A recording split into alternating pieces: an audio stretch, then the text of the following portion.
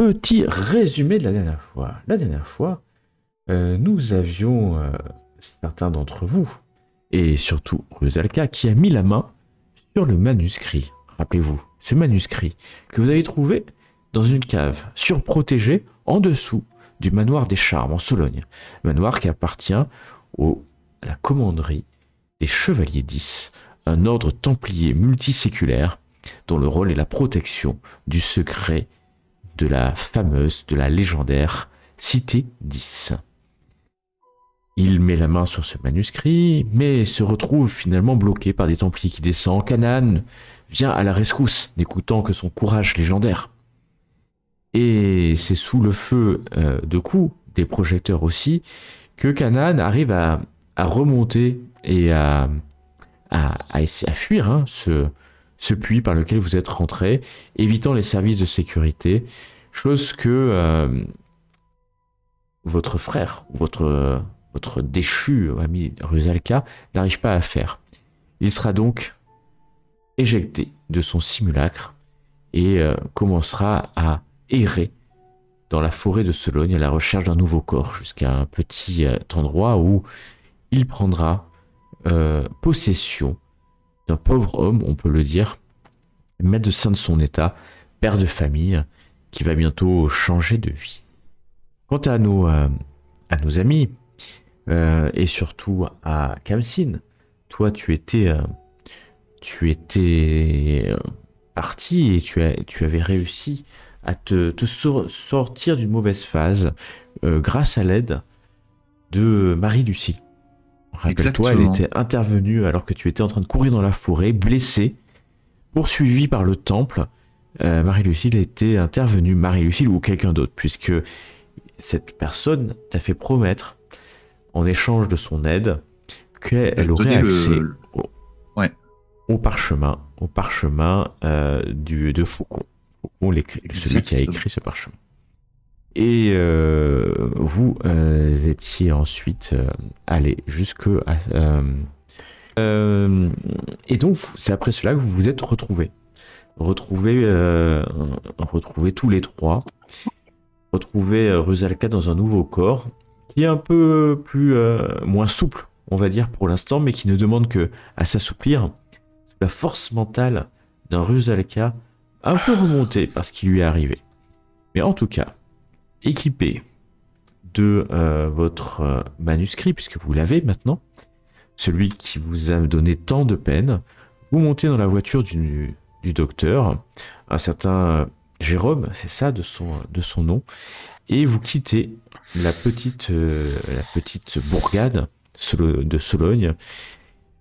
Vous êtes sur la route, c'est le jour, et à un moment donné, vous voyez une voiture de sport. C'est Rusalka qui conduit. Elle plutôt a l'habitude de conduire sans problème, c'est sa spécialité même. Elle conduit, vous conduisez assez vite et cette voiture de sport vous rattrape. Quand à un moment donné, Rusalka, toi tu regardes dans le rétroviseur et tu es surpris de voir qu'au volant de cette voiture de sport, un homme, c'est une décapotable, un coupé décapotable, donc il est à l'air libre, il y a son écharpe qui s'envole derrière lui. Il vole et qui lui fait un panache gris, légèrement gris, un chapeau sur la tête. Il y a Jean Daguerre qui vous rattrape. Et nous en étions là. Là, je comprends rien. Jean Daguerre, qu'est-ce qu'il fout là, lui? Mais alors là, mais comment c'est possible? Et il vous fait un petit signe, quelque part comme pour vous arrêter. Rusalka, est-ce qu'on le coucou un peu. Est-ce qu'on lui fait un fuck en retour et on continue Non, de je rouler? fais pas un fuck. Mais tu vois, le type qui ne croit pas, la mâchoire décrochée, je regarde dans sa direction, je lui fais un signe, mais tu sais le. Genre, qu'est-ce qui se passe, quoi? Je comprends pas. Tu ne comprends pas ce qui se passe. Bah, je me garde. Tu te gares? Ok. C'est une bonne chose, il faut parfois savoir s'arrêter un instant. Et tu vas te garer. Okay. Il va ralentir derrière toi. Il va ralentir, j'allais dire presque tranquillement, mais pas si tranquillement que ça. Et Encore une s'arrêter image de derrière. lui pour nous rappeler un peu sa tête. Mais bien sûr, je peux vous fournir cela. Ôte-moi d'un doute. Jean on a- Daguerre. Ôte-moi d'un doute, il était pas mort? Non, mais Il est... Alors, sérieusement, Jean là, je suis Daguerre est complètement- mort. Jean Daguerre est mort. Ah. Enfin, en tout cas, c'est ce que le journal a dit quand il a été Ouais, retrouvé décédé dans le port de Pornic. Le lendemain de votre visite, il avait été enlevé devant vous par, vous savez maintenant certainement des chevaliers 10. Oui. Et son corps a été retrouvé, selon la presse, dans le port de Pornic. Peut-être un alcoolique, un peu considéré comme un alcoolique qui serait tombé dans le port et décédé de noyade post-bar. Mais Ouais, il est moi, bel et bien il me devant semblait vous. bien. Il me semblait Sauf bien que que moi, je l'ai sorti d'une voiture où il était attaché au milieu des Templiers. Exactement, la veille. Ah, La veille, quand vous étiez en train de torturer Yvon de la Tour Noire, Alors, Templier. moi, Oh, pas torturer, moi, torturer, c'est un grand mot quand même. on n'a pas fait des. Je me rappelle pas d'une torture, moi. Le fait, en tout cas psychologique ou mental. Alors que vous le faisiez parler, pour résumer, Kamsin, lui, avait pris position en sécurité pour espionner ce qui pouvait venir de cette route. Et là, effectivement, il avait vu une voiture noire assez puissante, avec des Templiers dedans, sortir... Alors, maintenant, tu as un doute, Est-ce que était-ce des Templiers? Peut-être était-ce des Templiers, mais avec Jean Daguerre. Ça t'avait extrêmement étonné. Tu as fui d'ailleurs avec lui. Oui. Après avoir tué les Templiers, vous êtes fui dans la forêt, mais lui n'a pas souhaité te voir, persuadé que la police viendrait le rejoindre. Oui, moi, Et- du coup, je lui ai dit de faire comme il voulait, mais que moi, je reste pas, quoi. C'est Je l'ai exactement un peu ça qui s'est abandonné sur le coin, quoi. passé. Tu l'as complètement abandonné, puis tu as entendu ensuite des bruits. Des Des bruits. coups de feu, d'ailleurs, je crois. Tu sais plus, Je me souviens plus. peut-être des coups de feu, ouais, tu sais plus trop maintenant, parce que toi t'as fui après, c'est à ce moment-là que t'as Oui, fui, oui, fui clairement, dans la j'ai forêt, fui. et que tu as perdu le sens de l'orientation, mais en tout cas, Jean Daguerre est là, il a une pipe, alors qu'il ouvre la porte, tranquillement, vous êtes arrêté sur le bas-côté, il fait beau, il fait chaud en cette journée de printemps, le manoir des Charmes est loin, mais vous êtes en Sologne, et le temps est assez... ouais, c'est ça, magnifique, c'est ce que j'allais dire, suffisamment beau en tout cas, pour réchauffer vos corps de Il en- simulacre. Ouais. On en a bien simulacre. besoin, mon corps. Oh là là. Exactement. T'inquiète pas, je Et respecte tes paroles. Je vais te garder longtemps. il sort avec un sourire en coin. C'est ça, exactement l'expression, un sourire en coin. Son visage, à la fois jeune, c'est d'un âge moyen. Pas évident de voir son âge. Et puis il s'appuie nonchalamment sur sa voiture de sport en coupé de marque assez puissant. Et vous, tout simplement, vous regarde, attendant peut-être que vous passiez quelque chose. À côté, vous êtes garé non loin d'un petit lac de Sologne, comme il en existe des centaines. Et c'est calme. Vous sentez, Rusalka, tu sens que ta prise de contrôle de Jérôme, le médecin, commence à s'affirmer. Tu vas commencer à avoir ces souvenirs qui vont remplir ton cas et fondre avec toi. Et tu sens le chaos de l'étang à côté qui vient finalement emplir et raciner ton simulacre. Pas comme un Nexus ni un Plexus, mais suffisamment pour que ça te détende. Tu as du mal à contrôler ton simulacre depuis ce matin. Daguerre est là et il allume sa pipe tranquillement en vous regardant. Vous n'êtes pas sorti, vous êtes toujours dans la voiture, à ce que je comprends. Je vais sortir et me diriger vers lui, en fait. Et c'est vous. C'est vous que j'ai croisé. Jean Dans la Daguerre, forêt. enchanté, et il va tendre la main vers toi. Je m'approche, je lui serre la main. Et Il me semble qu'on s'est déjà vu. Il a une main fuyante. Tu as du mal à serrer sa main en réalité. Comme si À moi c'était qui ai une bonne lisse. poigne. En Ouais. plus, Je vous elle est connais, froide, elle est comment sa main? Elle est froide ou elle est chaude? sans chaleur, rien de particulier. Oh, c'est quelqu'un qui a pris sur l'apparence ou quoi? Monsieur Daguerre, quelle surprise de vous voir ici. Appelez-moi Jean, appelez-moi Jean. Très bien, Jean. Est-ce qu'on peut passer en vision K ou moi je suis trop faible encore pour m'amuser à faire un petit... Moi, je suis avec lui. Tu peux passer en vision K, bien sûr. Tu es dans la voiture Ouais. et tu vas passer en vision K.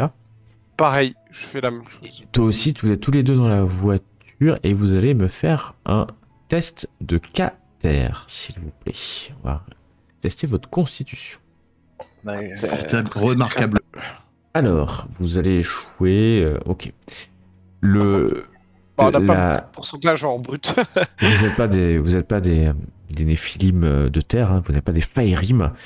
Et en fait, votre simulacre ne supporte pas la vue de ce qui est en train de voir, en fait. Et vous repassez en vision votre simulacre quasiment instantanément. Vous n'avez pas eu le temps de voir. C'est absolument rare ce qui se passe.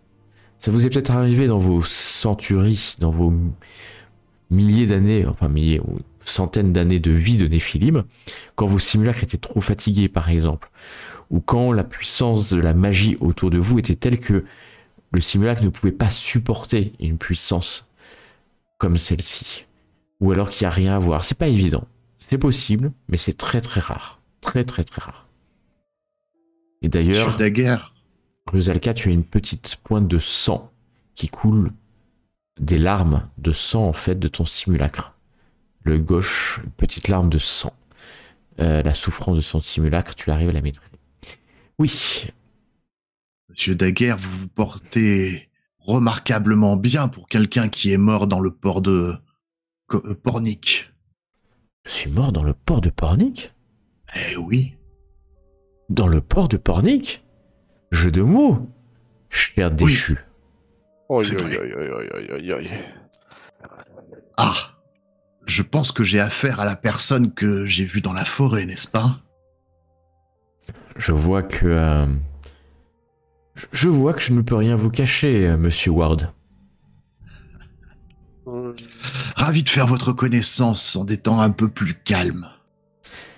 Et vos deux frères vont rester dans leur véhicule à essayer de voir qui je suis réellement pendant combien de temps? Pourtant, je leur ai déjà fait mon rapport, je vous rassure. Venez, vous pouvez venir. Cet homme m'a déjà sauvé une fois. Nous sommes ici entre gens de bonne compagnie. Je sais qui vous êtes, vous savez qui je suis. Entre futurs collaborateurs, Oh, je n'en doute pas. On sait qui vous êtes, mais on sait pas ce que vous êtes. Ah, vous êtes François, c'est ça? C'est ça. Monsieur François? Ou Madame François? Ça dépend des jours. Je comprends. J'ai pas bien saisi ce que vous étiez exactement. Nous sommes différents. Et Pour vous nous, avez la changé de notion corps de- alors, dit-il en voyant Jérôme sortir, si tu sors Jérôme bien sûr. Ouais, je sors, mais toujours un peu concentré sur ma personnalité, un peu que j'essaie d'enfermer. Oh, c'est pas plus mal. Au moins c'est plus discret, c'est plus banal, c'est plus humain. Bien, je suis pas venu ici pour discuter sur le bord d'une route. Il y a d'autres voitures hein, qui passent de temps en temps. Oui, je me doute. Et voir ce que vous cherchez comme nous. J'ai que le parchemin en tête, mais c'est le Manuscrit. manuscrit. Ah oui, c'est ça que je cherche, le manuscrit et puis aussi vos impressions sur le manuscrit. C'est extrêmement intéressant d'avoir vos impressions. Vous avez eu chaud, Je crois que Monsieur Ward. mais je ne vous cache pas que pour le moment, nous n'avons pas eu le temps encore de bien l'étudier. Ceci dit, un accord est un accord. J'en ai prévenu mes compagnons et mon essence était en danger et mon simulacre aussi. Je commence à m'attacher un peu à lui. Ah ouais, Alors, carrément, vous me parlez de simulacre maintenant. Oui, c'est le D'accord. terme entre nous. Non, mais je sais de quoi vous parlez. Je Monsieur pensais Ward. pas que je pensais pas que je ne pouvais enseigner à un miste.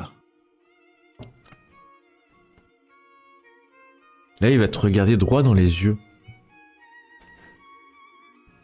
Sais-tu, ou savez-vous, restons polis, de quel voile je suis? Non, absolument pas, mais je me doute que vous êtes quelqu'un de cet alignement-là pour risquer votre intégrité comme ça face à des Templiers et avoir une attitude relativement neutre vis-à-vis de nous. Mes déductions m'ont vite mené à ce camp. Ah, le temple n'est qu'une façade grotesque de guerriers pathétiques qui pensent avoir le pouvoir temporel alors qu'ils n'ont finalement qu'échoué il y a presque 20 ans dans leur grand plan. Ils s'en plaignent comme des gamins géniards du grand jeu que nous contrôlons. Font que peu de cas de la connaissance, ils n'ont rien compris, ils se bornent à la chasse, alors que la solution est dans la connaissance. Sur ce point, je pense que nous nous retrouvons. Vous dites est tout à fait vrai, mais n'oublions pas qu'ils sont en mesure de nous causer bien du mal. Exactement, monsieur François. Exactement. Sont comme des cafards qui viennent envahir nos maisons, que nous écrasons sans cesse et qui reviennent sempiternellement. Ce qui fait qu'ils ne sont pas non plus à sous-estimer. Nous ne les sous-estimons pas, nous disons juste que ils font fausse route, mais ça ne veut pas dire qu'ils ne sont pas puissants. Oui, je pense que c'est pas votre compagnon, il montre du menton Jérôme, qui va nous dire le contraire. Leur force armée est leur seule lame. On les appelle pas pour rien l'arcane du bâton. Je regarde Rusalka n'osant passer en vision K pour vérifier les cicatrices qu'il doit y avoir sur son pentacle. Je prie que... Enfin, je prie. J'espère, plutôt que prier, j'espère que son pentacle est intact. Bien. Peut-être que nous pouvons vous présenter le manuscrit, mais il faut que, bien sûr, que nous le lisions aussi.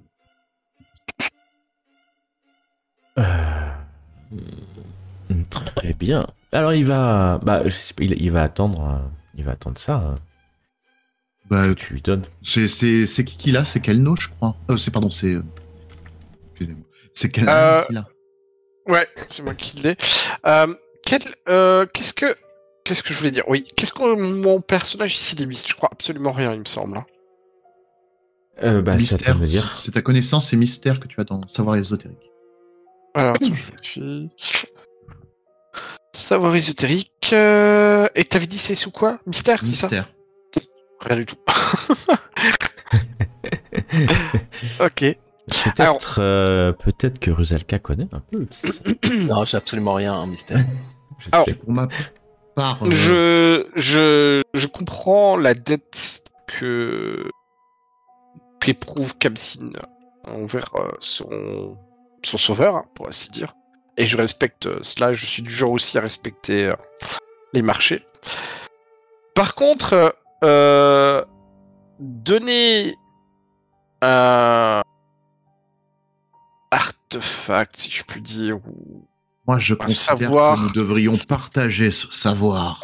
Un savoir, mais nous concernant avec une créature dont je ignore complètement son existence, dont je sais même pas ce qu'il va en tirer. Est-ce que tu parles de... Je sais même pas si c'est un ennemi. Si c'est un ennemi, si c'est un ennemi ou pas. Créature. Il tire sur sa pipe comme ça. Créature.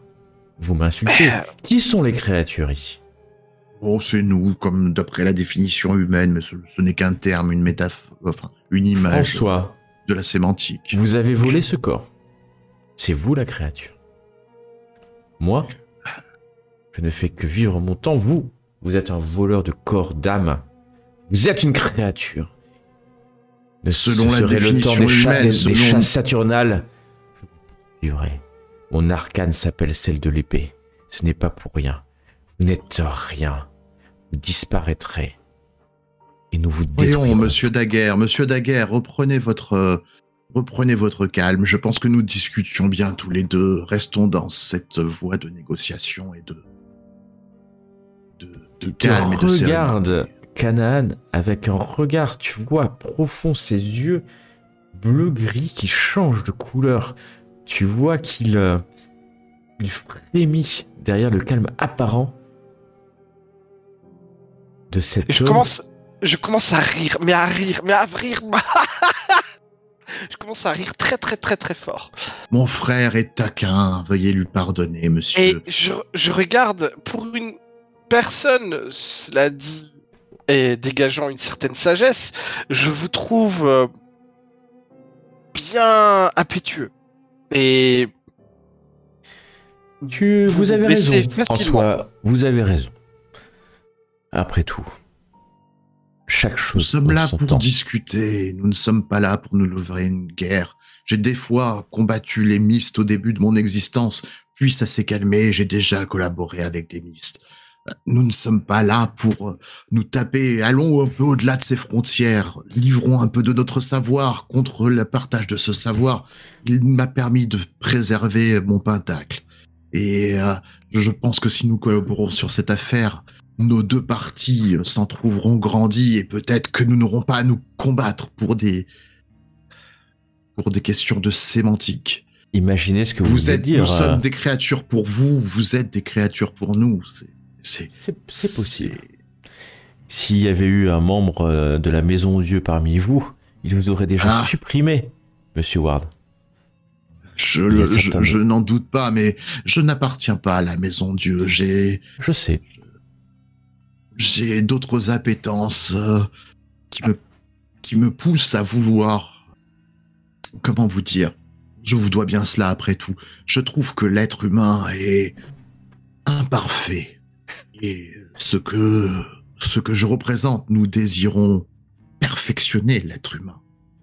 Le rendre digne d'atteindre les éons, d'atteindre la connaissance. Et même si, je ne vous le cache pas, je considère beaucoup d'êtres humains comme étant inférieurs à notre cas, ce n'est pas le cas de certains êtres humains que je trouve élevés et que nous devons respecter. En cela, je ne fais pas partie de la Maison Dieu. Oh, je sais de quel arcane majeur, arcane d'Akhenaton vous faites partie. Ah bon? Eh Oui, bien, je suis serais pas flatté venu qu'on vers ait vous, envoyé une élite chez vous. Bon, nous avons peut-être assez parlé, je vois que il te regarde, hein. Rusaka, il connaît pas ton nom, hein. C'est pour ça qu'il ne sait pas te nommer. Votre frère est fatigué. Oui, La réincarnation dans ce nouveau corps. Ah, j'ai cru. Et puis votre Monsieur François est aussi tendu. Je vous propose que nous continuions dans cette discussion tranquillement à un endroit plus calme que cette route et entre gens civilisés, afin que vous soyez sûrs que mes frères ne prendront pas la fuite avec le manuscrit. Je vous propose de moi, ce que je accompagner. souhaite, c'est juste voir le manuscrit. Hein. Canaan, s'il te plaît. Ça pourrait évidemment se faire, mais comme je ne vous connais absolument pas ni votre nature ni votre personne, je suis enclin à effectivement le faire pour respecter la parole de Kamsin. De nous tous, celle qui a le faire n'est ni Kamsin, pardon, ni comme le nom de Kamsin, ouais, je dis comme le nom de Kamsin, ni Kamsin ni moi. Et je me tourne à ce moment-là vers Rusalka. Et je lui dis, t'en penses quoi? Je pense que nous devrions déjà aller ailleurs qu'ici et peut-être assurer que parce que il est dans ta promesse. je m'adresse à Kamshin. Tu ne lui as pas promis de lui donner, juste de lui montrer. Je n'entends pas très bien. Ah, promis de lui montrer, pas de lui donner. Non, c'est pas ça. Pardon. Je m'adresse à Kamshin et je lui demande, tu lui as promis juste de lui montrer, pas de lui donner. Les termes étaient un peu plus clairs, mais je n'étais pas en position de négocier. Il ne mentirait pas s'il partait avec le manuscrit, mais nous devions l'étudier aussi.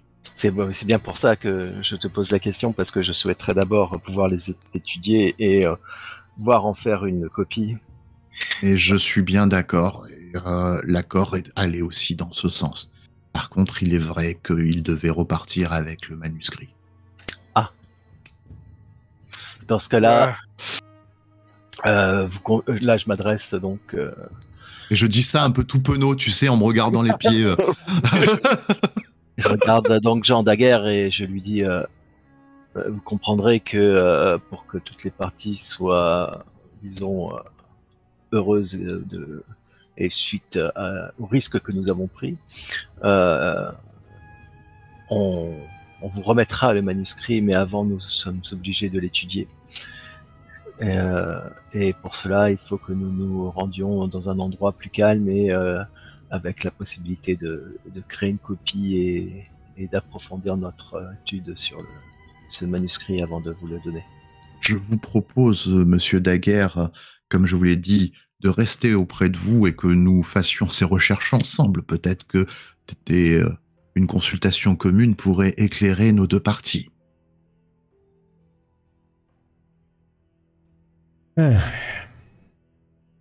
Non. Ah. Non. Je Donc souhaite quoi juste voir le manuscrit et puis après, je vous le rends, je vous l'ai dit, hein, j'ai juste besoin de le voir. Bah, dans ce cas... Vous nous le rendrez entier. À tout de suite. Oh, je pense que j'en ai besoin que quelques minutes. Vous nous le rendez entier. Je vérifie qu'il n'allume pas un briquet. Et de manière attaque. Ouais, parce que jouer sur les mots, je vous le rendrai. Voilà, je vous le rends, mais c'est en cendre, mais je vous l'ai rendu. C'est bon, quoi. Hein. Non, mais vous n'allez pas le modifier en aucune façon. C'est pour ça que je dis, vous nous le rendez entier. Le modifier, pourquoi je le modifierais-je? Il sera intact. Ou le vider d'une substance dont nous ne serions pas au courant. Je sais pas, on sait jamais. Substance non, il n'y a rien dans ce livre de substance, non? Je ne sais pas, j'ai jamais vu en réalité. Donc, Et par curiosité, qu'est-ce que vous attendez de ce manuscrit? En quoi il vous intéresse autant? je vous demande quelle est votre voie vers la sapience éternelle? Vous n'êtes même pas présenté à moi. Vous avez l'air déjà bien au courant, donc c'est juste par curiosité. Je vois aucune animosité dans ma question et aucune... Je sais, mais est-ce que je vous demande quelle est votre voie vers la sapience éternelle? Non. Chacun sa voie. Et puis, chacun son chemin. Je vois que nous avons affaire à un amateur de musique moderne. Zaka, il te regarde assez profondément comme ça, mais je ne ferai rien de plus que le parcourir. Il y a quelque chose qui peut-être m'intéresse ou pas. Peut-être qu'en fait rien ne m'intéresse là-dedans, mais ça fait plusieurs semaines que je suis à la recherche. J'ai dû même m'occuper. Il montre il met la main vers son propre corps de celui qui portait cet accoutrement ridicule, ce chapeau et cette écharpe rouge ridicule. Ah, c'était vous, c'était pas les Templiers. Ça, c'est intéressant. Si, je sais pas de quoi vous parlez. Bon, je pense que le temps passe. Mais quand retrouvez-nous dans un hôtel. Ah non, il n'y a pas besoin de se retrouver dans un hôtel. Vous me le prêtez, je le mets là sur le capot de la voiture, je regarde, puis je m'en vais. Hein. Moi, ça me va. Ouais, je suis aussi d'accord au cas... Bon, si vous êtes tous les deux d'accord, je n'y vois pas d'objection. Alors tu vas sortir du sac ce manuscrit assez épais, hein, vous l'avez déjà vu, puisque vous l'aviez vu exposé, rappelez-vous, dans le bar, le No Way Out à Nantes. C'est celui-là, hein. Il n'y a pas de... Enfin, a priori, là il est fermé, mais Et puis il est fait d'un amas de vieilles feuilles, de parchemins, de peut-être presque papyrus. C'est un amas hétéroclite de documents différents qui forment peut-être un tout. Et vous voyez que Daguerre met des gants en velours. Voilà, c'est... Et puis va poser, mais vraiment extrêmement précautionneusement. Alors, avant de vraiment le remettre pendant qu'il met ses gants, quoi, j'aimerais me lancer à une vérité pyrétique. Bien sûr, tu peux te lancer une vérité pyrétique. J'y ai pas pensé plus tôt. Vous êtes des Néphilim surtout. Oh punaise, rappelle-moi. Je crois que je la pose cette question à chaque partie. Et oui, je suis donc doué pour la haute magie. Pyrétique qui te permet de pouvoir déceler les accents de vérité, de mensonge dans les paroles d'une personne. Ah, sérieux, pardon. La cible n'a pas conscience d'être percée à jour. Tellement de façon inconsciente, le mage ne le perçoit pas. Bien entendu. D'accord. Nous sommes d'accord. Voilà. Vous ne partirez pas avec, vous ne le remettrez dans l'état intact. Mais bien sûr. Mais bien sûr. Je te dis, hein, ne l'abîmerez pas. Là, il ment pas. Ouais, j'ai compris. Vous ne l'abîmerez pas non plus. Jamais je n'abîmerai un trésor de cette puissance. Peut-on savoir en quoi est-ce que ce manuscrit vous intéresse? Il tend la main vers le manuscrit. Si vous croyez que je ne sens pas votre magie. De bonne guerre. C'est de bonne guerre. Je me retourne vers... Eh bien, si vous sentez ma magie, vous n'avez donc rien à craindre de ma question. Oh, je ne crains rien de votre question. Et la réponse est... La réponse est, il est temps maintenant que j'ai accès à ce parchemin. Donc vous voulez pas nous dire la raison pour laquelle... Il tire un peu sur sa pipe en reprenant son briquet. Il y a un briquet en fait, hein, pour allumer sa pipe. Vous voulez pas nous dire la raison pour laquelle vous désirez consulter ce parchemin, si je comprends bien. Comme j'ai dit à votre frère déchu à un instant, est-ce que je lui demande quelle est sa voie vers la sapience éternelle? Si on vous le dit, vous nous répondez? Parce que franchement, je peux vous le dire, moi, ça me dérange pas. Non, mais en fait, je vais vous le demander, je vous demande grâce. Mon temps est compté, le vôtre aussi. Allez. Le mien peut-être plus que le vôtre, puisque je suis mortel, et vous êtes immortel. Pas confiance, je sens la merde. je te l'accorde, malheureusement, j'ai une parole. Bon, et moi je respecte les paroles de mes camarades, donc ok, très bien. Et en plus, Rosalka est pour, c'est bon. Je mets le parchemin. Je t'autoriserai même à dire, je l'avais bien dit. Ouais, pas. Non, je ne dirai pas ça parce que je vais m'en vouloir encore plus de ne pas avoir tenté autre chose. Très bien, je pose le parchemin. Moi, je suis pas loin du tout, hein, par contre. Hein.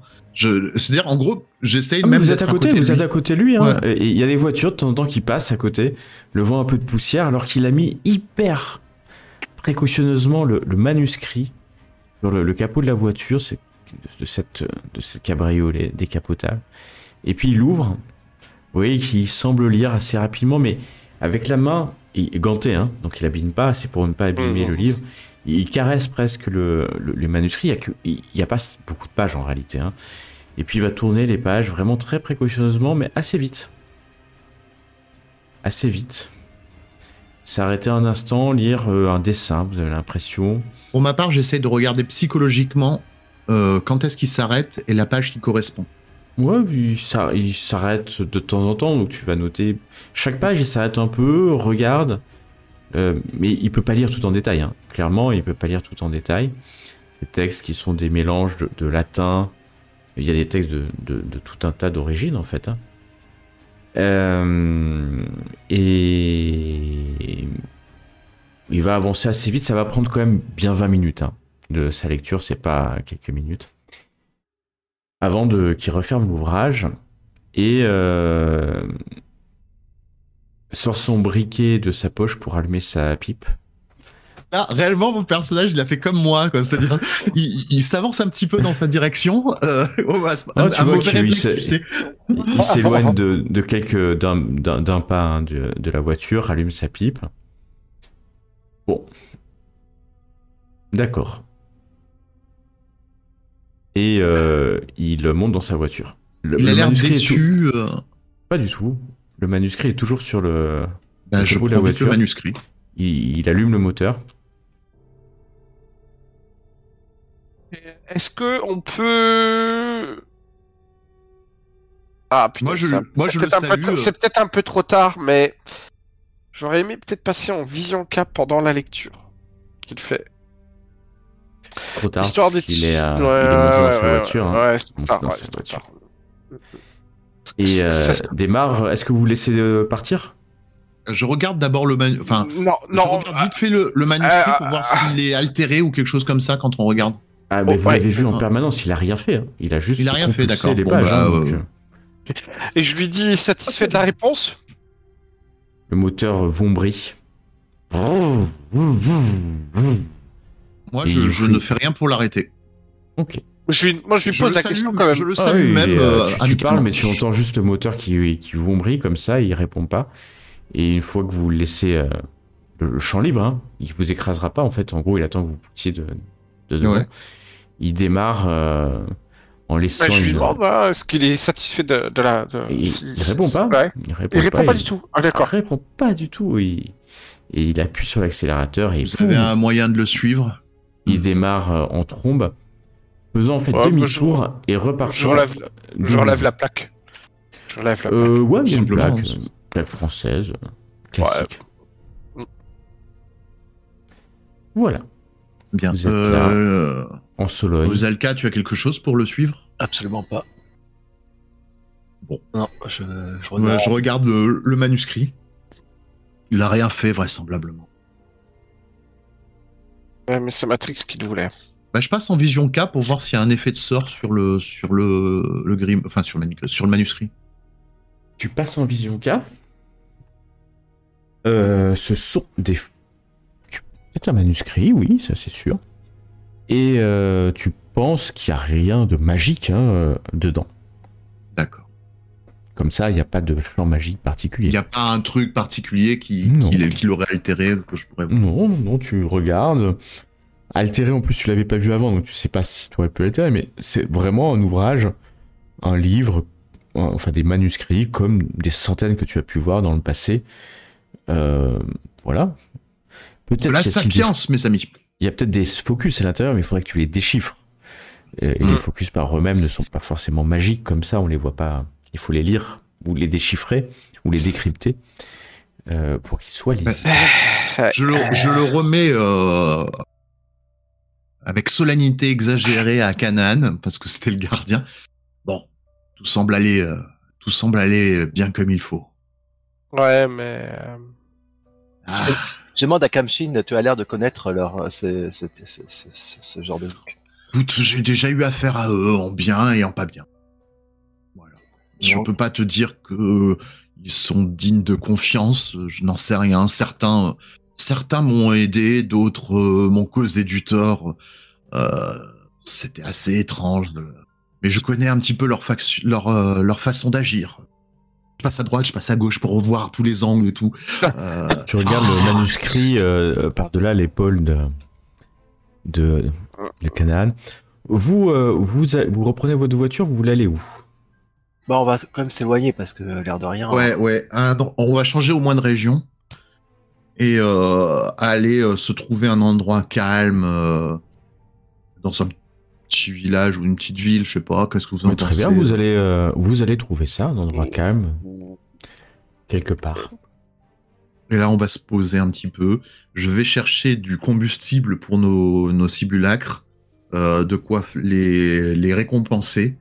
C'est-à-dire de la bonne nourriture, de la bonne boisson, et je passe à la pharmacie au cas où, prendre des petits trucs. Ok. Et ensuite, je rentre et... Allez, il est temps de s'amuser un petit peu, ouvrons ce manuscrit. Le manuscrit est sur la table. devant vous, devant vos yeux ébahis, j'ai envie de dire. Enfin, C'est un beau. Zébaï. Zéba.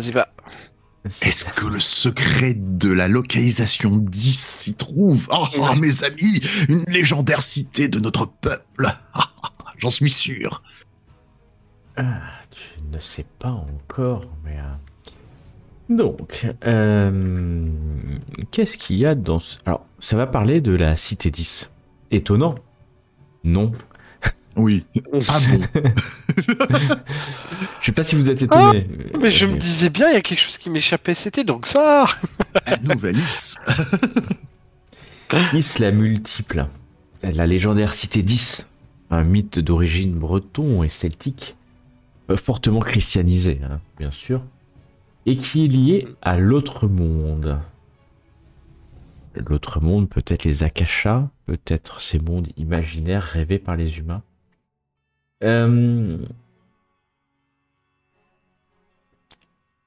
C'est un...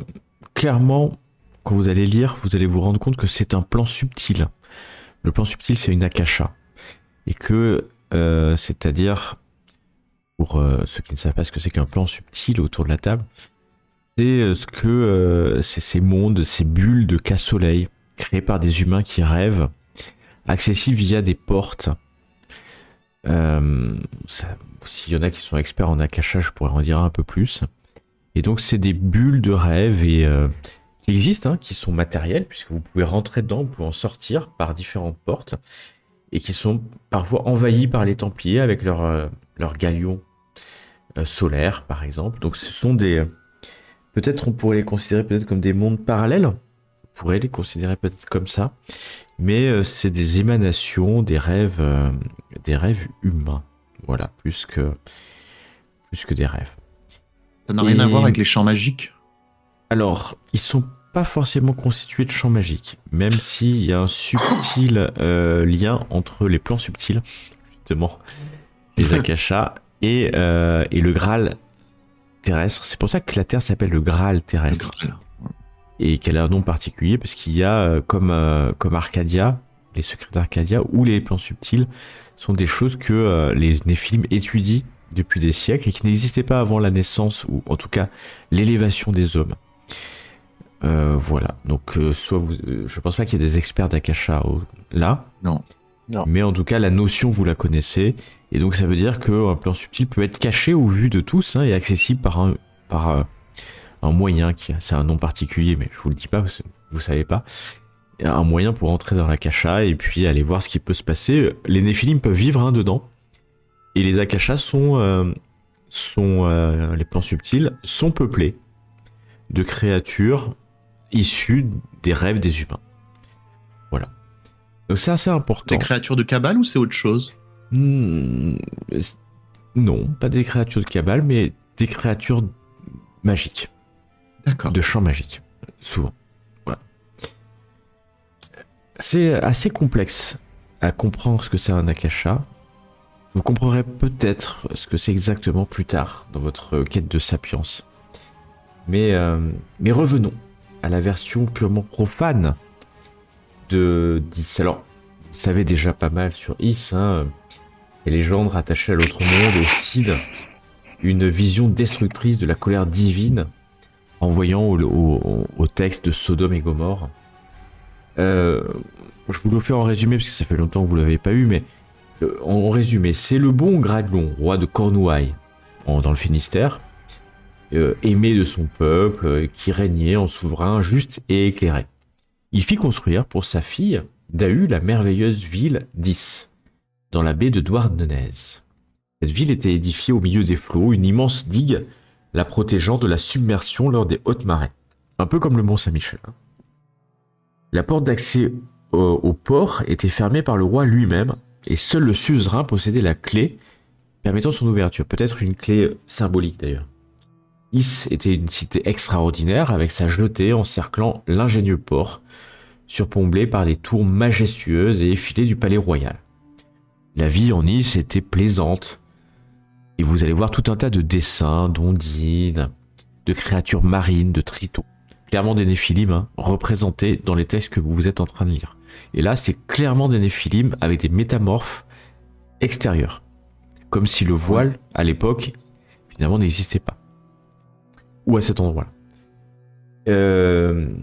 Et donc, ces créatures se mêlaient finalement aux êtres humains vivant dans la cité 10. Daoud, qui était versé en sorcellerie, en magie, clairement, vous avez accès, et maintenant, vous en doutez, c'est une néphilim, Daoud. La fille du roi est une néphilim. A offert à chaque habitant un cheval aquatique permettant de rejoindre la côte, même lors des marées hautes. Cette femme, Daoud, qui est une femme magnifique, elle est représentée en plusieurs endroits. Vous voyez un charisme, clairement une Idrim, certainement, et avec toute la puissance de l'Idrim. Aimait la vie festive, les danses païennes. Un jour, un très pieux ermite, qui, dans certaines versions, fut nommé évêque de Quimper par le roi Gradelon. Il prend les traits de Saint Corentin, de Saint Gwénolé. Il a prévenu le bon roi Gradelon que le Tout-Puissant commençait à être courroucé par les bacchanales 10. Le roi Gradelon essaye en vain de raisonner sa fille, Daoud.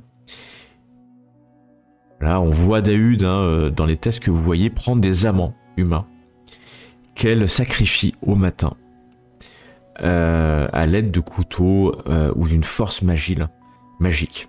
Elle les strangule d'ailleurs jusqu'à la mort. Donc il y a un côté très violent dans le texte que vous êtes en train de lire que vous n'avez pas vu forcément dans d'autres textes.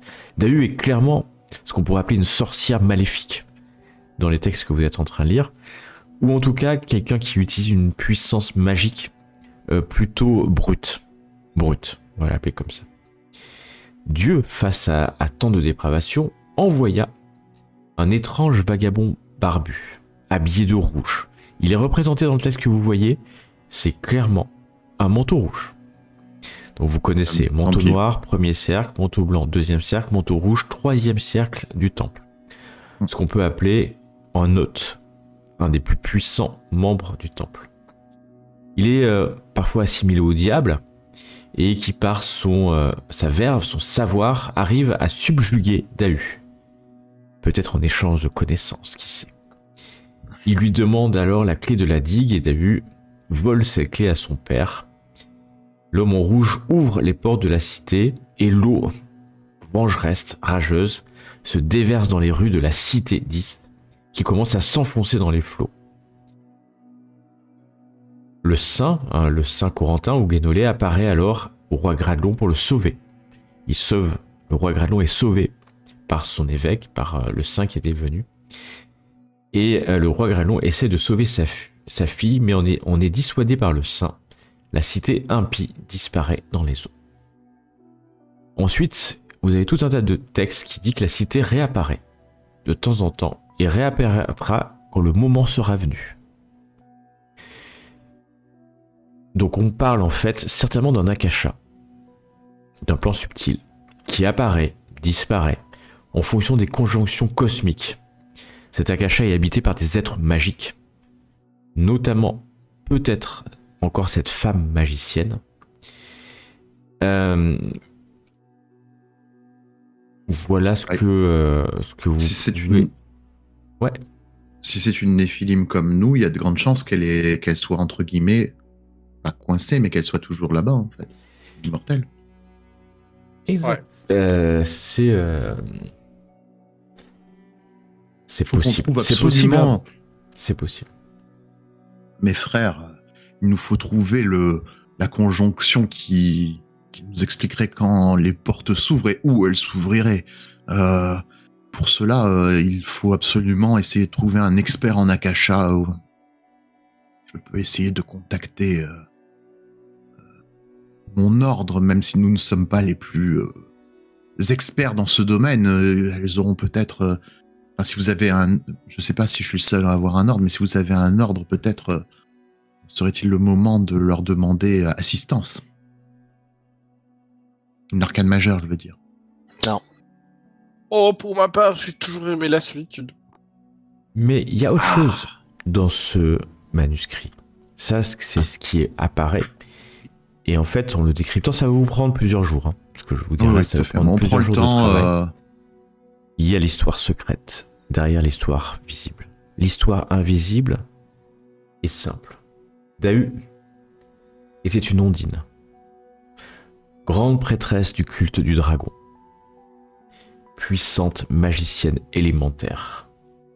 Née dans les champs magiques avant la chute, elle est réapparue dans cette incarnation et a pris possession du corps de la fille du roi Gradlon, alors que c'était encore une enfant.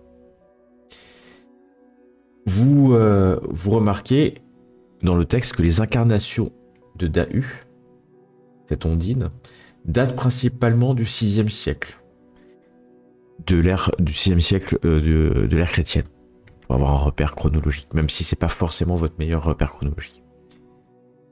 Et que Dahu est entouré de 9 princesses du culte du dragon, à la sapience éternelle colossale. Clairement, c'est presque des Agarthiens, ou des Agarthiennes, si on le féminise.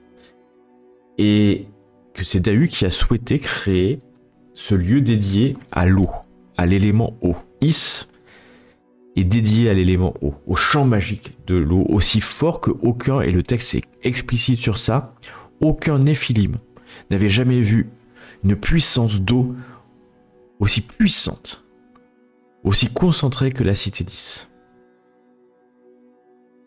Bah, ça me fait rêver. Et là, effectivement, Rusalka, devant toi, tu as potentiellement quelque chose d'une puissance magique infinie, qui pourrait même peut-être renforcer ton pentacle, vu la puissance telle qu'elle est décrite dans le texte.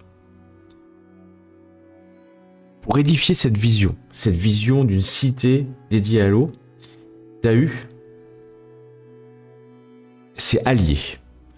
C'est allié avec quelqu'un capable de la protéger des humains, mais surtout de la protéger de la nouvelle foi chrétienne dispersée en Occident par le temple, puisque derrière la foi chrétienne, il y a le temple, le bâton, l'arcane du bâton, les templiers. Et c'est Gradlon, un centurion et un initié du culte de Mithra. Un culte que vous connaissez, puisque c'est un culte extrêmement connu de l'arcane de l'épée, Myst. Un mystère, exactement. Ah, je vous avais dit qu'ils n'étaient pas tous méchants. Ouais. Ce Gradlon est donc le père du simulacre de Dahu, mais avant tout l'allié de Dahu. En fait, il a donné sa fille en simulacre à cette puissance magicienne élémentaire. C'est puissance qui a été fait donner sa fille pour un être humain, sachant que le Néphilim va écraser la personnalité, et puis c'est un sacrifice certainement. Il a vraiment sacrifié sa propre fille pour aller dans cette quête de sapiens, en fait. Exactement. Exactement. Il a même renié son ancienne allégeance au culte de Mithra et s'est marié avec sa fille. Enfin, il s'est marié avec Dahu. Et il participe, en tant que puissant mystère, à la construction d'Is. Là, vous tombez un peu parce que... Ouais, là, la mâchoire tombe au fur et à mesure, quoi. On est en train de parler d'un compact secret avec un Myst renégat, des humains et des Néphilim. Quelque chose soit clair, hein, mes frères. Hein. J'ai collaboré avec des Mysts, mais pas à ce point-là. Hein. La cité reposait sur les flots de la baie de Douardenez. C'est clairement indiqué, vous savez donc où est Douardenez, mais était ancré dans les plans subtils, protégé des caprices de l'océan par cette puissance magique. Donc Dahu a maté quelque part les champs magiques élémentaires de l'eau, et donc c'est comme si elle avait en fait fait une bulle protégée de l'océan, de la mer, de l'océan d'ailleurs.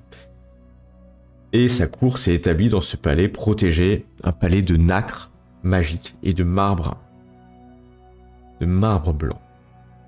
Il y a un passage où vous apprenez que Dahu enfante une fille de Gradlon et de son corps simulacre.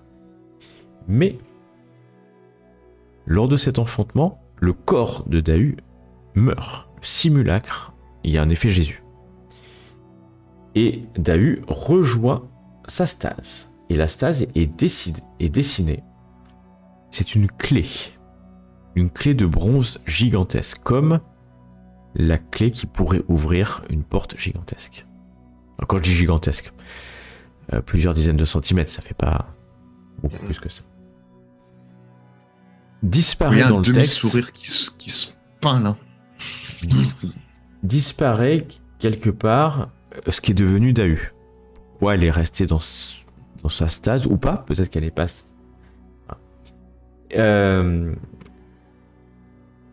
Mégraglon épouse la fille survivante de Dahu. Et donc, là, on est sur l'inceste, double inceste, triple inceste, on peut le dire comme ça, d'un point de vue humain. Et voilà, ce compact secret, à l'image de celui qui a été noué le temps d'Akhenaton, durant la Grèce antique, va perdurer et accueillir des néphilim. Essentiellement, ce qui est noté, c'est des adeptes du culte du dragon, qui convergent de tous les horizons de cette époque-là. Donc on parle du 6e siècle, 5e, 6e siècle, c'est pas très clair, et qui convergent vers la cité maritime, avec énormément d'humains qui sont attirés par la... poser. Oui. Qu'est-ce qu'on sait du culte du dragon? Parce qu'on connaît les effets dragons qui sont néfastes. Ouais. Le culte du dragon en lui-même, ça parle de quoi? Ça évoque quelque chose à nos personnages? Ça t'évoque rien, à moins que l'un d'entre vous ait une incarnation durant les Arthuriades. Non. Non. Ah, peut-être moi. Attends, je vérifie. Dans les Arthuriades, tu dis? Les Arthuriades. Sa fille. En quoi qu'est-ce qu'il avait à gagner à épouser sa fille à chaque fois? Est-ce que c'est pas moi, mon soupçon, c'est que c'est la même personne en fait, c'est qu'à chaque fois c'est Dahu. Non, parce que non, puisqu'après elle a rejoint sa stase ou alors elle s'est réincarnée, on sait pas. Oui, mais c'est pas réincarné. C'est clair dans le texte, elle a rejoint sa stase ou elle s'est réincarnée? Oui, à un moment donné, il est indiqué qu'elle rejoint sa stase alors qu'elle enfante sa fille. D'accord. Mais après, c'est pas très clair si on a pu la sortir de sa stase ou pas. D'accord. Parce que même elle aurait pas été obligée. Mais en quoi le fait d'épouser sa fille, c'est pour garder c'est une sorte de quoi de. C'est des besoins mortels. Non, je pense que c'est pas un besoin mortel, ça au contraire. Je pense que c'est plutôt le fait de pouvoir garder un il reste un myste à l'extraordinaire longévité, ça c'est déjà curieux. Mais il reste un myste, donc un humain qui a des besoins humains. Et je pense que les épousailles sont peut-être dans ses croyances. Je pense qu'il n'avait pas besoin d'épouser, mais dans ce cas-là, le fait d'épouser, c'est une cérémonie, c'est quelque chose d'officiel. C'est assez étrange de faire ça dans le royaume des humains. Oui, là, je t'avoue que tu es peut-être plus spécialisé que moi. Est-ce que pour moi, il y aurait quelque chose qui justifierait ça ou pas, ou à travers ce que je lis? C'est pas évident, non, tu vois pas trop pourquoi, mais effectivement, ça t'interroge. Il n'y a aucune logique, parce qu'en plus, les néphilim, la notion de mariage pour les néphilim, ouais, voilà. Ça vaut tripette. Mais peut-être que derrière le mot mariage, il y a autre chose.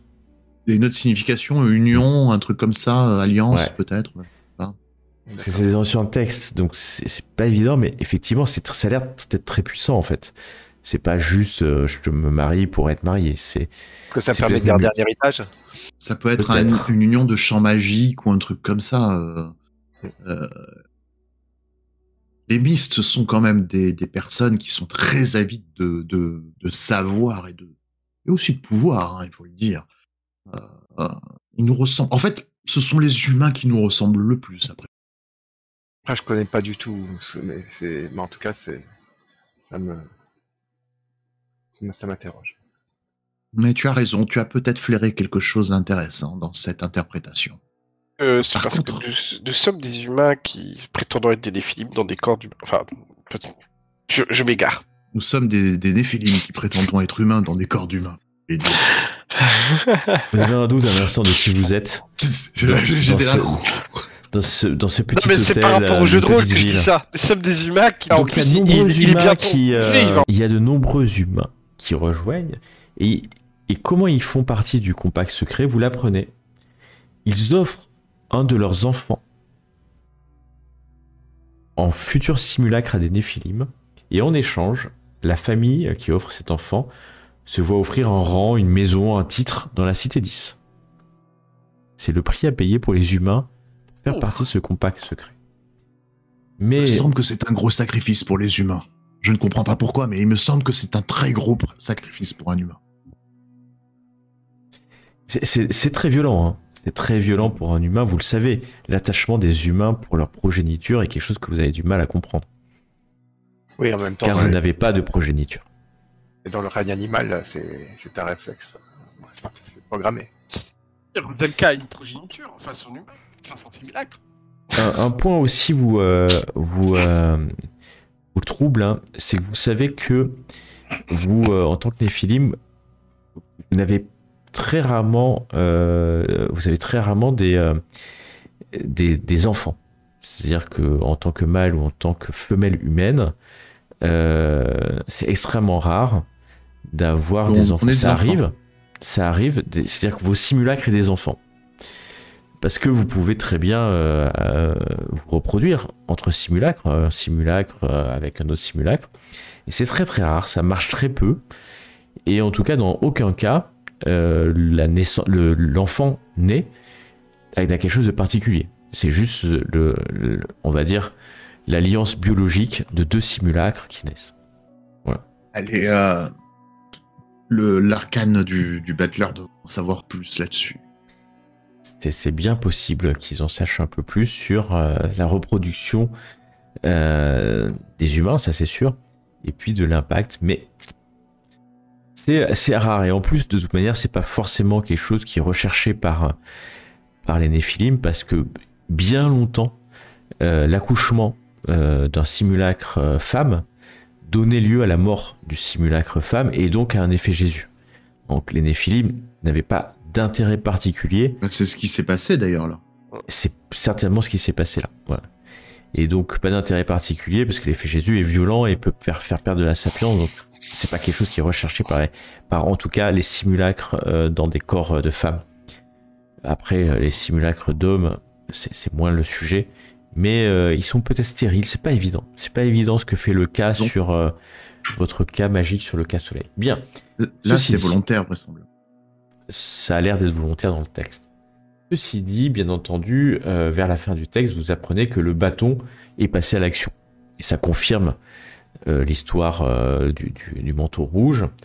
Et donc, allié, ou en tout cas complètement aidé de la toute jeune église chrétienne de Bretagne, les Templiers envoient le nôte Christophe. Il est clairement indiqué que c'est le nôte Christophe qui, pour ceux qui ont un peu de connaissances en Templiers, donc tous, résonne dans votre être avec un nom sinistre. Puisque c'est un puissant nôte Templier qui a détruit peut-être des dizaines, voire des centaines de votre frère et les a réduits à néant dans les champs magiques. C'était il y a bien longtemps. Mais pour vous, l'éternité n'est qu'un instant. Et lui, on l'a suffisamment... Enfin, il est connu chez nous, vraiment... Il est connu dans les légendes Néphilim, mais bien sûr, c'était il y a des centaines d'années. Donc il est certainement mort. Certainement. Ce n'est qu'un humain, après tout. Il n'y a que vous qui êtes immortel, à votre connaissance. Et ce nôtre, Christophe... en fait, ça a été la guerre. Hein. Il est venu avec une armée de Templiers, bien sûr. Une espèce de croisade avant l'heure. A détruit Is en détruisant une partie de la magie qui la retenait au Graal terrestre. Et le plan subtil s'est détaché du Graal terrestre et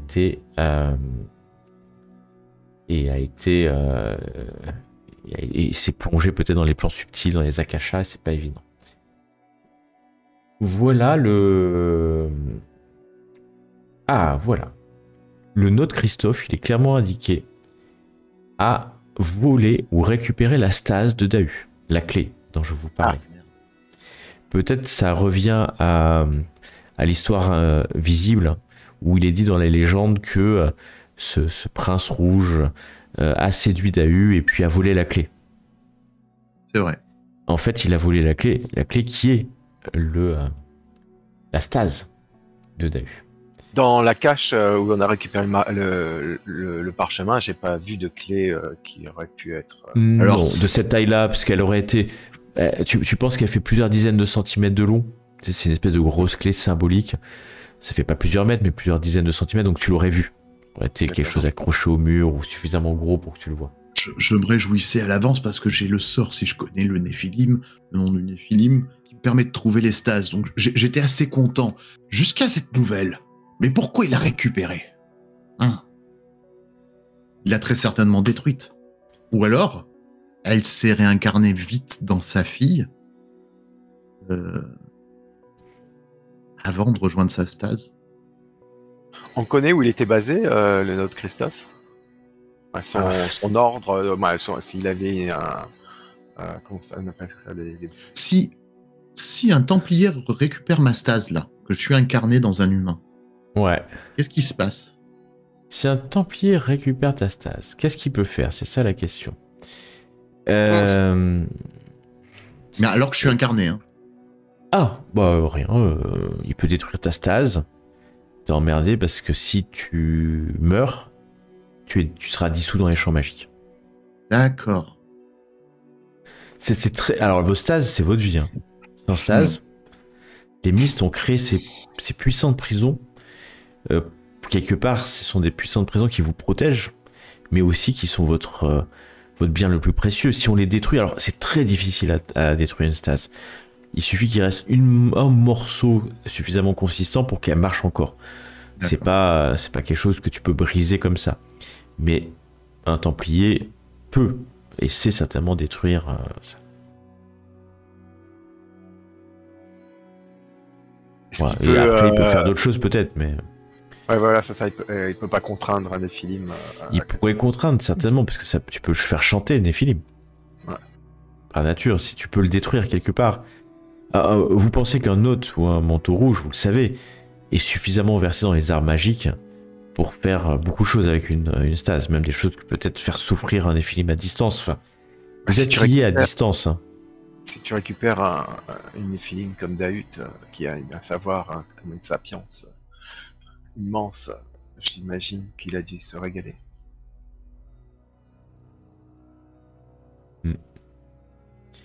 On sait où il était, à quelle commandanterie où il était.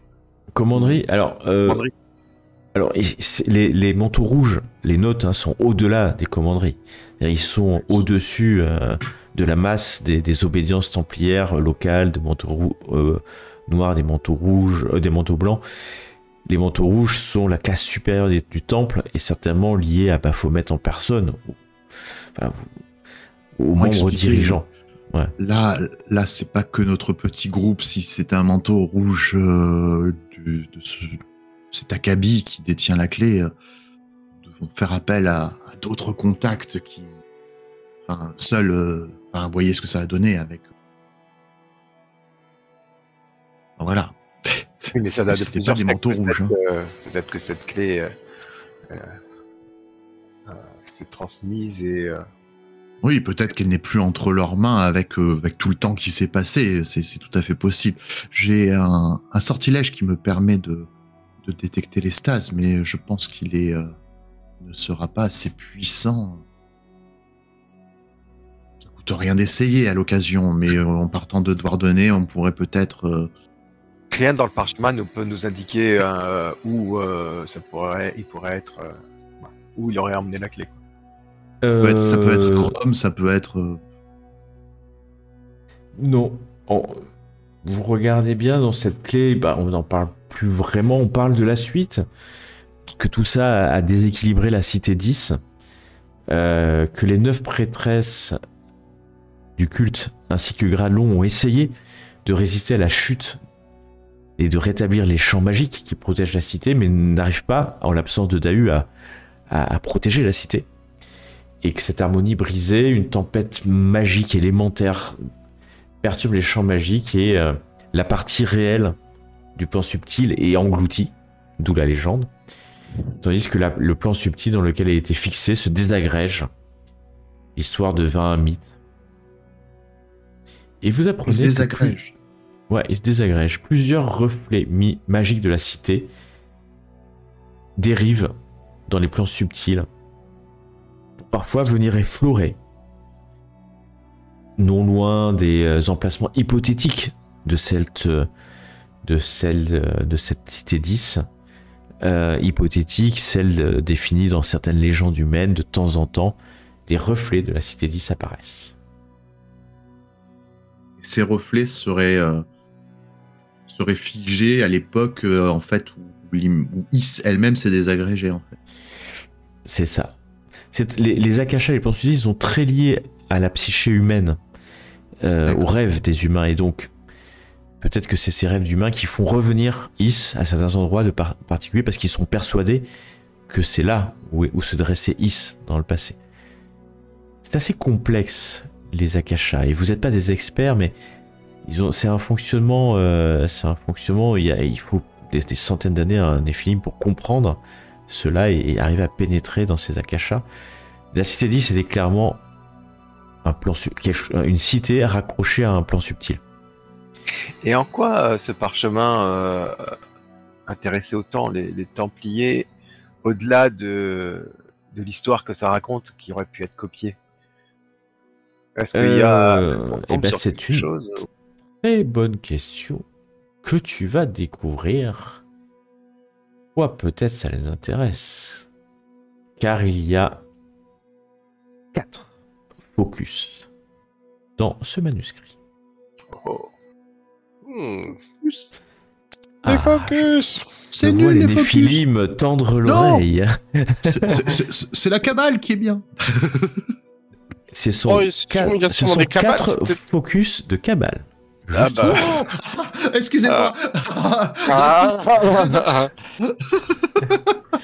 Et là, vous regardez tous en pour disant... moi. Ouais, mais quand même, même toi, Ruzelka, tu sens la puissance de ces invocations de cabale, de ces pentacles dessinés au travers des feuilles de ce manuscrit. C'est Enfin, il va falloir les déchiffrer. Et c'est là toute la complexité. C'est là tout le Puisque, plaisir. En plus de l'histoire, qui est intéressante, hein, Oui, elle est simple. C'est-à-dire qu'en gros, le père, le mari et le père et le mari, en fait, c'est un myste. Donc, on sait pourquoi il est intéressé là-dessus. Que ce myste, en fait, il s'est éloigné du culte de Mithras, donc il s'est un peu éloigné des mystes en eux-mêmes, et il a formé sa propre voie, et qu'il existe toujours sur le plan de chez nous. Enfin, pas lui, hein, pas forcément lui, mais au moins ce courant, en fait, et qu'on peut retrouver peut-être, chercher de ce côté-là pour essayer de trouver ça. L'autre chose qu'il faut faire, c'est aller, je pense, physiquement à Douarnenez pour mener une enquête, on va dire, simple par rapport au lieu physique, ce qu'on peut déjà ressentir en étant là, ne serait-ce qu'en étant là-bas. On a des recherches à faire concernant les akashas tout court, comment ça fonctionne. Il faut qu'on trouve absolument un spécialiste chez nous, en akasha. Ça, c'est une évidence. Enfin, on a plein de pistes là-dessus. L'autre truc qui m'effraie, par contre, c'est que si jamais il faut retrouver la clé, c'est-à-dire la stase, alors moi, je vais essayer avec mon petit sort, mais à mon avis, mon petit sort, si c'est l'un des plus grands templiers légendaires de chez eux, de l'époque, qui a emmené la clé, je pense que ma petite créature de cabale, elle va m'en vouloir que je l'invoque. Hein. Elle risque de très mal le vivre. Mais c'est déjà ça, on peut... De toute façon, on peut toujours essayer, ça, c'est pas un souci là-dessus. Mais clairement, nous devons absolument retrouver toute trace de cet akasha. Ce que je vous suggère, c'est déjà, dans le potentiellement réalisable assez rapide, c'est je peux essayer de localiser la stase. on peut rester dans une voiture, histoire que si j'attire l'attention, que je sens que ça sent pas très bien pour qu'il puisse remonter vers nous, on puisse fuir. Parce que si on voit une rouge qui arrive, courage fuyons. Moi, j'ai vu les autres, c'est bon. Qu'est-ce que vous en pensez? On peut déjà aller à Douarnenez. Mais- De Douarnenez, Ouais, vas-y. Continue, Philippe, pardon. de Douarnenez, je lance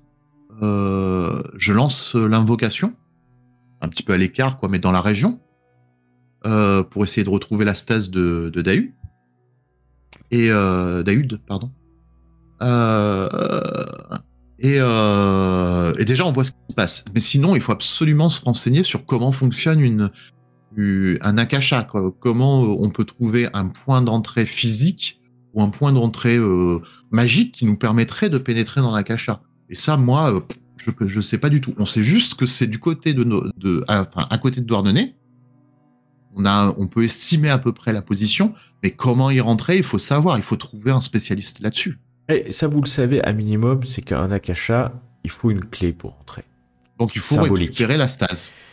Ça peut Pour être moi- la stase ou ça peut être autre chose. Hein. C'est pas forcément, d'ailleurs, une clé. Ouais, j'allais dire, pourquoi tu veux récupérer la stase du... Déjà, peut-être que les focus. Alors déjà, parce que c'est la stase d'une personne importante de chez nous. Non, ça je suis d'accord, il faudra le faire à un moment ou à un autre. Mais c'est par rapport à l'ordre de procédure de prochaine étape de ce qu'on devrait faire en fait. Je dis pas que c'est pas une priorité, loin de là. Je dis que on devrait le faire.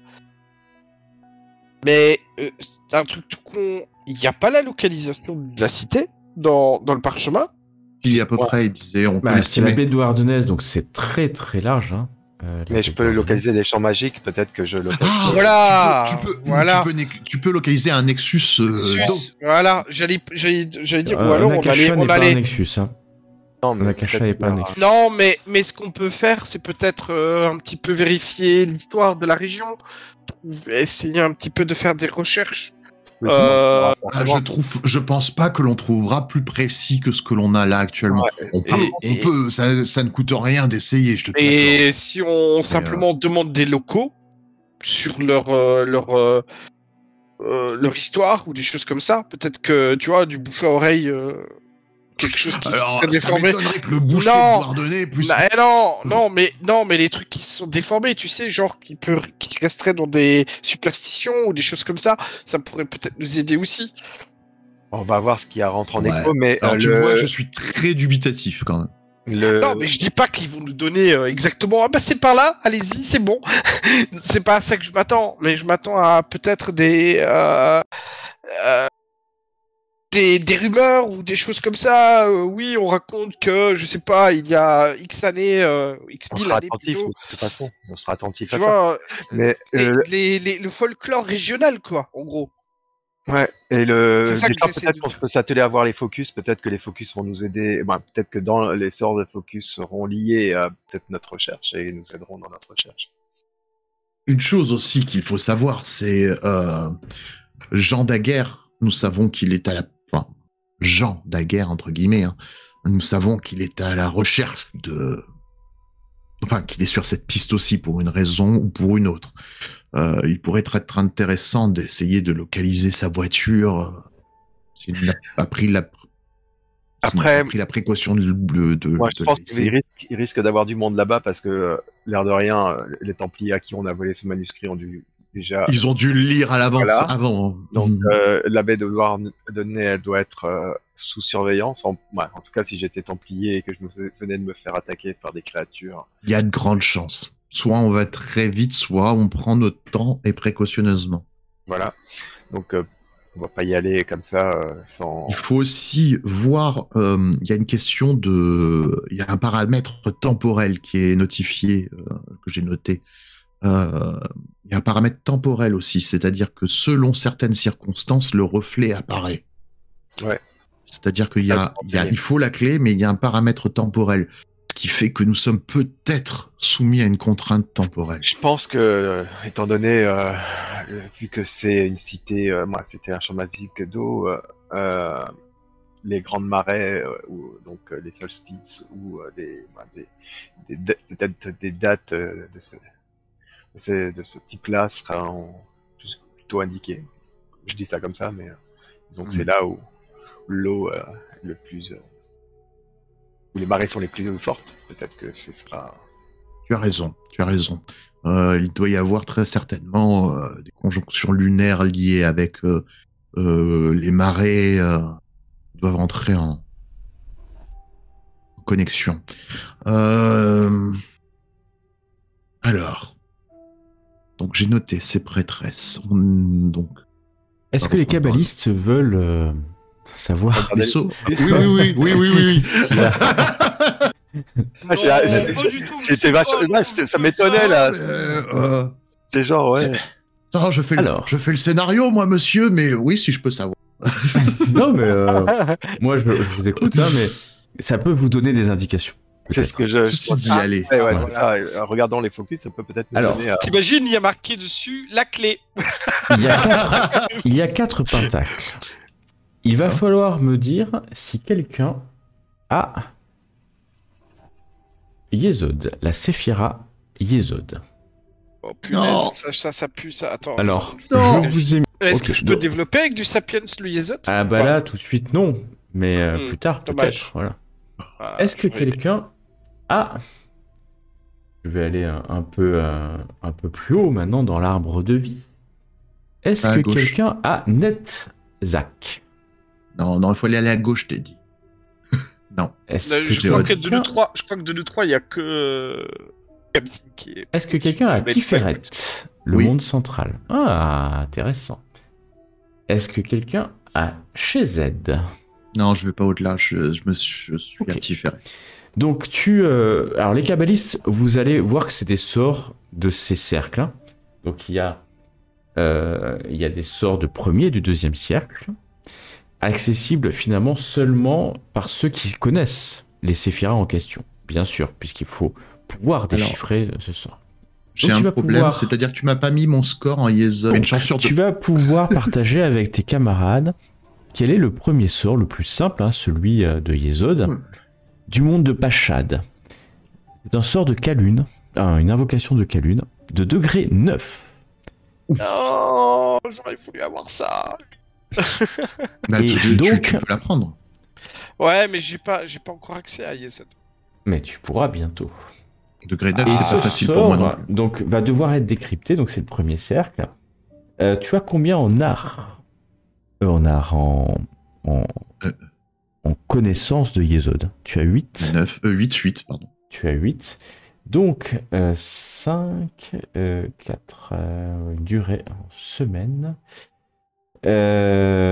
Ok. Donc, ça va te prendre du temps. Du temps, des semaines et des semaines. Pour pouvoir lancer et invoquer cette créature. Pour moi, on n'est très- plus en compte. Et plus, oui, a priori, t'es pas forcément en... Ce qu'il y a, c'est qu'il va falloir que je rentre un petit peu aux États-Unis. Bah, Mais- j'ai ma fille quand même à aller voir. Il y a moyen peut-être de l'accélérer. Ne nous inquiétons pas. Ensuite, Netzach, j'ai rien. ouais. Mais maintenant, on va aller sur Tiferet, celui qui est le D'accord. monde de Tiferet. Et j'ai 8. C'est du monde de Méborak, et le degré est 14. C'est du chaos.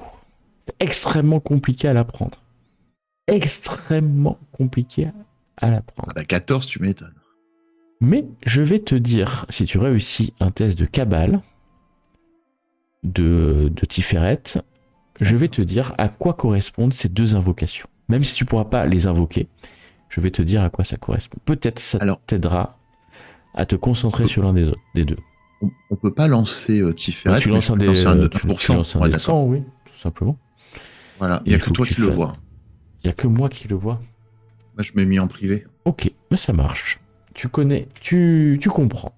Le premier sort, la première invocation, excusez-moi, ce n'est pas un sort, de Yesod, s'appelle la farandole festive du petit peuple des landes marécageuses.